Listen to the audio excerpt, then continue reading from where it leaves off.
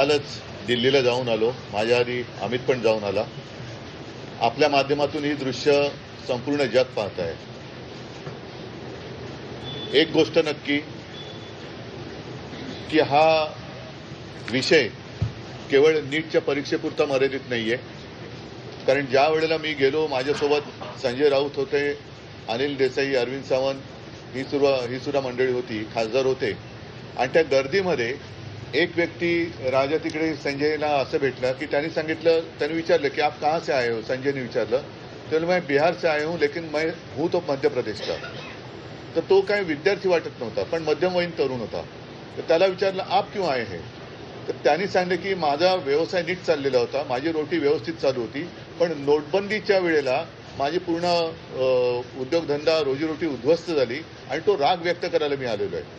म्हणजे हे काही एक निमित्त झाले असं म्हणा पाहिजे तर, परंतु हा गेल्या काही वर्षातला राग हा आता उफाळून वरती आलेला आहे. दुर्दैवाने आज मी वृत्तपत्रात वाचलं आणि कालच आपल्या माध्यमातून मी बघितलं की न्यायमूर्तींना किंवा न्यायालयाला या प्रकरणाकडे लक्ष द्यायला वेळ नाही असं ते म्हणाले. आता विषय असा झालेला आहे की दिल्लीमध्ये मला सुद्धा तिथल्या काही मुली भेटल्या आणि त्या संतप्त होत्या. त्या सांगत होत्या की आमचे कपडे फाडले गेले, वाटेल तसं मारलं गेलं, काही ठिकाणी तर लाठ्या काठ्यांना खिळे लावून, गजलेले खिळे लावून मारलं गेलं, डोकी फोडली गेली. आणि काल एक व्यक्ती जी महिला म्हणजे मुलगी जी अत्यवस्थ होती, मला कल्पना नाही, आता तिचं येता येताना वाचलं ते आता आहे की नाही मला माहिती नाही आहे.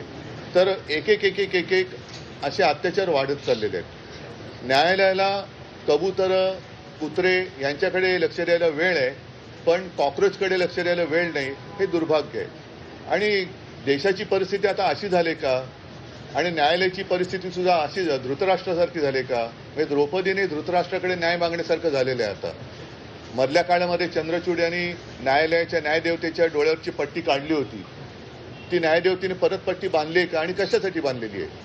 हे एकूणच जे चाललेलं आहे हे सरकार आता कोणाला आपलं वाटतं असं दिसत नाहीये. कारण मी ज्या वेळेला तिथे पोहोचलो तेव्हा जसं आता राज म्हणाला की आता विषय केवळ धर्मेंद्र प्रधान यांच्या राजीनाम्यापुरता नाही, तर ह्या मुलांना, या विद्यार्थ्यांना आता हे सरकार नकोसं झालेलं आहे. हेच विद्यार्थी होते, हीच मुलं होती ज्यांनी अच्छे दिन याची अपेक्षा करत ह्या सरकारला निवडून आणलं होतं.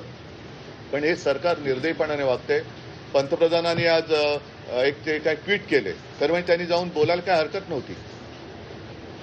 म्हणजे याच्यामध्ये कमीपणा बाळगण्याचं काही कारण नाहीये. आपली मुलं आहेत, आपली जनता आहे, यांच्याबरोबर चर्चा करायला कमीपणा वाटण्याची गरज नाहीये.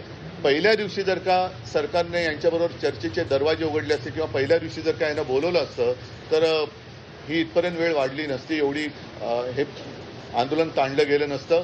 लोकांना आज व्यक्त व्हायचंय.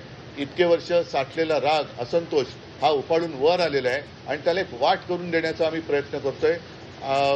ही वाट करून देत असताना सर्वांना सांगतोय की कोणीही, कारण बरेच जण या असंतोषाच्या ठिणगीला वेगळं वळण लावण्याचा प्रयत्न करतायत. मग पोलिसांवरती हल्ले करण्याचा प्रयत्न करतायत. काही गुंड म्हणजे सिव्हिल ड्रेसमधले लोक, ह्यांच्यात पोलिसांच्या लाठ्या यांच्या हातात कशा आलेल्या आहेत. म्हणजे त्यांच्या तिकडे नावाची पट्टी पण नाहीये, काही कपडे त्यांचे पोलिसांचे नाही आहेत. म्हणजे हे गुंड, आता माझं मग असं म्हणणं आहे की हे आंदोलन मोडायला पाकिस्तानमधून गुंड भाजपने आणलेत का. कारण यांची काय ओळख पाळख काही नाहीये. त्यांना ओळख विचारलं तर सरळ ते काय त्यांच्या निर्विकार चेहऱ्याने ते आपले बघतात लोकांकडे. काही त्यांना पडलेलं नाहीये. ना मुलांच्या व्यथेची त्यांना जाणीव आहे, ना त्यांच्या वेदनेची त्यांना जाणीव आहे.